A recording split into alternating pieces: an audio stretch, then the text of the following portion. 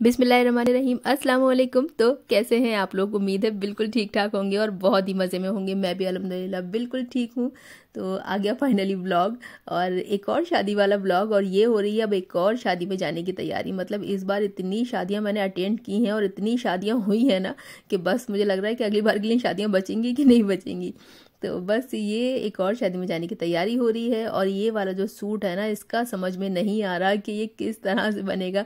मतलब अगर पाकिस्तानी सूट आपने ले लिया है और टेलर आपके पास अच्छा वाला नहीं है ना, तो आपका सूट ख़राब होना ही होना है। लेकिन मेरे साथ अल्हम्दुलिल्लाह ऐसा नहीं था। मेरे जो टेलर थे वो बहुत ही अच्छे हैं, और वो उनको समझने में थोड़ा सा टाइम लग रहा था, क्योंकि इतने ज़्यादा पैचेस और इतनी ज़्यादा लेसेस और ये सब होता है ना इसमें, तो वो समझने में टाइम लग रहा था। लेकिन शुक्र अल्हम्दुलिल्लाह उनकी समझ में फिर आ गया। सारा जो उसका डायग्राम था वो सामने रख के हमने फिर समझा, तो आ गया समझ में। तो शादी अगर है ना, तो उसके इतने सारे काम होते हैं कि मतलब मुझे समझ में ही नहीं आ रहा था कि अगर हम कहीं भी शादी में जाएं ना, तो उसके इतने सारे काम होते हैं कि मतलब पहले शॉपिंग, फिर पैकिंग, फिर तैयारी, फिर मेहंदी और कपड़े। मतलब क्या क्या कितने सारे काम होते हैं। इतना हम लोगों ने शादी को मुश्किल बना दिया है ना। मतलब एक सिंपल सा वर्ड के निकाह, और उसको हमने इतना मुश्किल बना दिया कि शादी। तो बहुत ज़्यादा मुश्किल बना दिया वाकई। मतलब मैं सोच रही थी कि शादियाँ कितनी मुश्किल बना दी हैं लोगों ने क्या, हम ही लोगों ने। कि मतलब कितने सारे झंझट होते हैं शादी में। और ये देखिए, एक झंझट तो मैं ही लेके बैठी हूँ, ये मेहंदी लगवाने वाला। तो मतलब इतना मतलब परेशान हो गई थी मैं कि सर्दी में मेहंदी लगवाना, तो बस अल्लाह खैर करे। इतने ठंडे हाथ हो जाते हैं ना, तो मैंने तो बस हीटर लगा के ना सामने तो तब जाके मेहंदी लगवाई थी। लेकिन शादी तो बिना मेहंदी के अच्छी भी नहीं लगती। तो यही सारी रस्में हैं जो हम लोगों ने बना रखी हैं कि मतलब शादी इसके बिना नहीं अच्छी लगती, शादी उसके बिना नहीं अच्छी लगती। लेकिन अगर हम अपना दिल थोड़ा सा मतलब बदलने की कोशिश करें, अल्लाह पाक खैर बदल दे, तो मतलब शादियाँ इतनी मुश्किल नहीं है जितनी हमने बना रखी हैं। और ये देखिए एक और शादी, मतलब जहाँ मैं अपने मतलब मामू के बेटे के घर लग गई थी मेहंदी लगवाने के लिए, तो उनकी गली में एक शादी थी। तो ये देखिए वहाँ की जो शादी थी ना, तो मेरी तो मेहंदी लग रही थी। तो मैंने बच्चों से कहा कि जाओ तुम क्लिप लेके आओ, तो यहाँ की शादी की भी वीडियो डालेंगे। तो ये बाकायदा घोड़ी पे चढ़ के जा रहा था दूल्हा। मतलब आज भी ऐसा होता है लिटरली कि घोड़े पे चढ़ के जाते हैं। और देखिए ये दूल्हा जा रहा है ना घोड़े पे चढ़ के। तो बस यही वाली शादियां हैं जो मुश्किल बना दी हैं हम ही लोगों ने। और ये मेरे दोनों भतीजे हैं, ट्विंस। और मतलब किस कदर ये नाच रहे थे शादी में। नहीं नहीं, मतलब कि ये किसकी शादी है, बस इनको तो अपने डांस से मतलब है, क्योंकि शादी है तो डांस हो रहा है, तो वो भी डांस कर रहे हैं। तो बच्चे बस जो हम लोग सिखाते हैं ना, बच्चों को दिखाते हैं, तो बच्चे वही सीखते हैं। तो खैर अल्लाह पाक हम सबको तौफीक दे इन सारी चीज़ों से बचने की, मुझे और आपको और हम सबको। कि अल्लाह पाक हम सबको हिदायत दें कि हम लोग जितना हो सके शादियों को आसान बनाने की कोशिश करें इंशाल्लाह। तो बस ये एक और शादी, मतलब हर जगह इस टाइम शादियां ही शादियां चल रही हैं। और मैं गई थी अपने मामू के बेटे के घर मतलब मेहंदी लगवाने के लिए अपनी भाभी से। और ये एक और मेरा भतीजा है छोटा सा उस्मान, तो ये भी मेरे मामू के बेटे का बेटा है।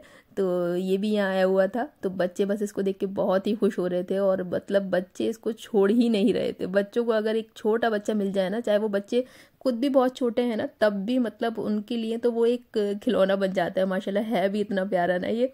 तो बस सारे बच्चे लगे हुए थे उस्मान के साथ खेलने में, और मेरी इधर लगी थी मेहंदी। तो मतलब मैं इंतज़ार कर रही थी कि कब ये मेहंदी सूखेगी और मुझे घर जाना है। और सुबह हमने निकलना था झांसी के लिए, जहाँ पे हम जा रहे हैं शादी में अपने फूफो के यहाँ। और मतलब बहुत ही ज़्यादा एक्साइटमेंट है इस शादी की ना, सबको, मुझे, बच्चों को, हम सबको, क्योंकि सब ही जा रहे हैं। और ये हम पहुँच गए सुबह स्टेशन, मतलब रात में हम 12-1 बजे घर पहुँचे। फिर हमने थोड़ी बहुत पैकिंग की, और अब हम लोग बैठे हैं राजा गिनवंडी स्टेशन पे और ट्रेन का वेट कर रहे हैं। ट्रेन है हमारी 4 घंटे लेट एज़ यूजुअल। मतलब जो चल रही है इस टाइम ट्रेनों का जो हाल है ना, बस अल्लाह पाक, मतलब 4-4, 5-5, 10-10 घंटे लेट हैं। क्या राजधानी और क्या शताब्दी, सबका हाल एक सा है इस टाइम। और बस टाइम पास तो करना ही था। 4 घंटे जब ट्रेन लेट होना आपकी, तो क्या करना है, सब ने अपने अपने फ़ोन निकाले हुए थे और मतलब टाइम पास कर रहे थे। लेकिन शुक्र अल्हम्दुलिल्लाह ट्रेन आई, हम लोग बैठे, और मतलब जैसे तैसे जो हमारा टाइम था पहुंचने का 2 बजे, तो ट्रेन ने हमें पहुंचाया 5 बजे। लेकिन हम लोग पहुंच गए शुक्र अल्हम्दुलिल्लाह। तो ये हम लोग जा रहे हैं झांसी, और झांसी में है मेरे फूफो के बेटे की शादी। तो बस इस शादी का ना हमें बहुत टाइम से इंतज़ार था, क्योंकि बहुत टाइम से मतलब फूफो के बच्चे ना, जब से एंगेजमेंट हुई थी उसकी, तो तभी से ये था कि तुम लोगों को शादी में आना है, तुम लोगों को शादी में आना है। तो बस तभी से हमने सोच लिया था कि नहीं इंशाल्लाह जाएंगे, क्योंकि बस पापा को भी लेके जाना था शादी में। फूफो फूफियाँ दोनों हयात नहीं है, तो सब बच्चों को लगता है कि बड़े हों उनके साथ ऐसे मौक़ों पर, तो पापा को भी लेकर जाना था। तो खैर हम लोग गए, और मतलब शादियों में बस ये होता है ना कि आपको सामने वाले ने बुलाया कैसे है, किस कदर उसने दिल से आपको बुलाया है, तो आप मना कर ही नहीं पाएंगे। तो वही हाल था हमारे फूफो के बच्चों का भी। उन्होंने हमें इस कदर प्यार से बुलाया कि मतलब हमें जाना ही पड़ा। और जबकि मैं और हस्बैंड तो मेरे बहुत ही पहली बार ऐसा हुआ है कि इतनी दूर उन्होंने शादी के बाद बच्चों को और मुझे भेजा है कहीं शादी में। मतलब हम नहीं जा पाते और वो नहीं भेज पाते कहीं भी, लेकिन इन लोगों ने इतने अपनेपन से इतने प्यार से बुलाया ना कि खैर जाना ही था। तो ये हम पहुंच गए थे शादी में, और ये हम पहुंचे हैं दुल्हन के घर। मतलब जिस दिन हम पहुंचे थे ना, सेम डे पे थी बरी, मतलब मेहंदी बरी जो भी कह लें आप। तो ये जो दुल्हन का सामान होता है ना, वो हम उनके घर लेके गए थे। ये दुल्हन का घर है, ये मेहंदी वाला सारा सेटअप लगा हुआ है वहाँ पे। और छोटा सा प्रोग्राम था, लेकिन था बहुत ही अच्छा। मतलब सेम डे पे पहुंचना, फिर तैयार होके जाना उसी दिन। मतलब कोई भी फंक्शन, कोई भी प्रोग्राम अटेंड करना ना मुश्किल होता है इतना सफ़र करने के बाद, लेकिन इतना अच्छा प्रोग्राम था ना कि मतलब सारा सफ़र की थकान सब कुछ दूर हो गई। बच्चों को इतना मज़ा आया, इतना अच्छा लगा। और यहाँ पे ये दुल्हन बैठी हुई है, और ये मतलब जो दूल्हा की हमारी बहनें हैं, मेरे फूफो की बेटियाँ, तो वो अपनी भाभी को जो है तैयार कर रही हैं। मतलब जो भी पहनाते हैं ना फूलों वाला सारा गहना, वो सब पहना रहे थे। तो ये बड़ा अच्छी सी एक रस्म होती है। अब यही रस्में हैं ना जो हमें बस अल्लाह माफ़ करे अट्रैक्ट करती हैं शादी में, कि नहीं थोड़ा सा चलो ये और थोड़ा सा ये और थोड़ा सा ये और। तो यही करते करते ना वो बन जाती है एक पूरी एक ताम झाम वाली शादी।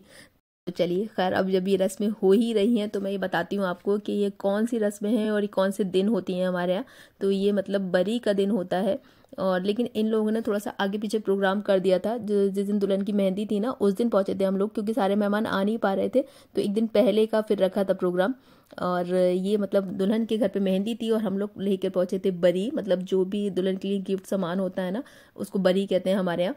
तो वो लेकर पहुंचे थे। तो उसी की सारी ये रस्में हो रही हैं। ये उसके बाद हुई थी गोद भराई की कोई रस्म, जिसमें मिठाई विठाई गोद में रखते हैं ऐसा। और ये ऊपर से एक छोटा सा क्लिप ले लिया था मैंने, और ये मेरी छोटी पप्पो हैं जो ऊपर से देख रही हैं। और ये बच्चों ने कर रखी है यहाँ पे नमकीन की होली खेली है। तो बस बच्चों को संभालना भी ना बड़ा ही मुश्किल काम है। और ये मेरी फूफो की बेटी का बेटा था, जिसको वो पूरी शादी में बस संभालती ही रही। और ये अब हम निकल कर आ गए हैं दुल्हन के घर से, और जा रहे हैं दूसरी जगह जहाँ पर है खाने का इंतज़ाम। तो बस अब पहुँचेंगे सीधे खाने पर। और खाना देखते ही ना मतलब खुश हो गए बच्चे भी, और सभी लोग मुझे लगता है खुश हो गए होंगे जिन्होंने इससे पहले कई एक शादियाँ अटेंड कर चुकी होंगी। मतलब वेज खाना देख के इतनी खुशी कम ही होती है, लेकिन जब आप शादियों पे शादियाँ अटेंड कर रहे होते हैं ना, और वही कोरमे वही बिरयानियाँ खा खा के आपका दिमाग ख़राब हुआ हुआ होता है ना, तो बस छोले भटूरे देख के दिल खुश हो जाता है, वो भी शादी वाले। तो बहुत ही ज़बरदस्त खाना था, बहुत ही मज़े के छोले भटूरे थे, शुक्र अल्हम्दुलिल्लाह। तो ये वाला खाना देख के मज़ा आ गया। इसके बाद था इनके एक छोटा सा प्रोग्राम, तो हम लोग फिर वापस लौट कर आए थे। मतलब लिटरली ऐसे ही हुआ था कि पहले ये सारे प्रोग्राम हुआ, फंक्शन हुआ, फिर उसके बाद हम लोग चले गए खाना खाने दूसरी जगह, फिर लौट कर आए कि उनके यहाँ मतलब कोई गाने वाने का प्रोग्राम है। तो खैर उन्होंने इंतज़ाम कर रखा था। तो ये उनके यहाँ कोई गाने के लिए उन्होंने बुलाया था। ये दुल्हन बैठी है, ऐसे सब लोग बैठे हुए हैं, और ये गाना गा रहे थे। सारे शादी वाले ही ये लोग गाने गा रहे थे, और स्पेशली इन लोगों को बुलाया गया था इसी प्रोग्राम के लिए। कोई मतलब डीजे वीजे गाने बज नहीं रहे थे, और ये लोग सामने से बैठ के गाने गा रहे थे।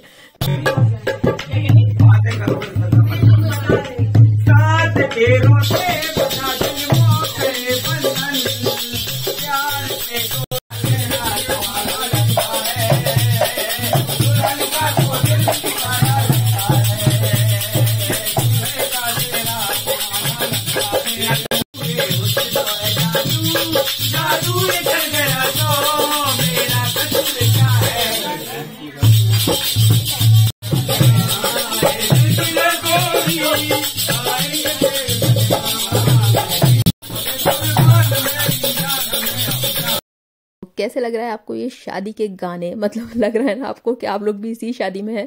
तो शादी का मौका हो और गानों का प्रोग्राम चल रहा हो, और गानों का प्रोग्राम चलते चलते डांस का प्रोग्राम ना स्टार्ट हो जाए, तो ऐसा तो हो ही नहीं सकता। तो बस अब हो गया था एक छोटा सा डांस का प्रोग्राम स्टार्ट, जिसमें सभी ने अपनी खुशी जाहिर की। खासकर ये हमारी दूल्हा की बहन ने, क्योंकि भाइयों की शादी की ना खुशी ही अलग होती है। जब मेरे बड़े भाई की शादी हुई थी तब भी मैं बहुत खुश थी, अब जब मेरे छोटे भाई की शादी होगी तो मुझे लगता है कि सबसे ज़्यादा खुशी मुझे होगी। फिलहाल तो आप लोग देखिए इस महफिल की रौनक।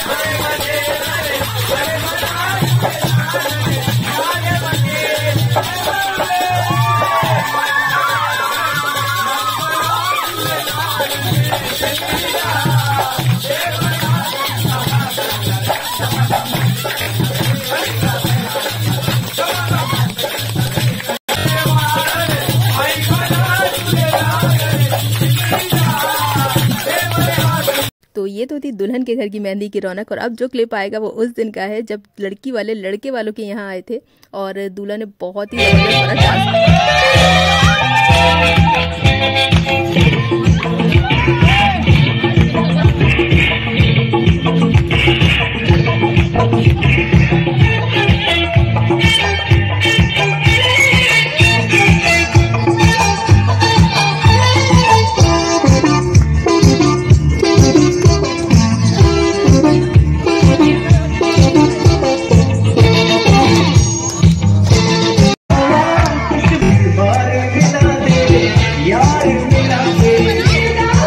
तो ये थी दूल्हा की खुशी जिसका कि कोई ठिकाना नहीं था।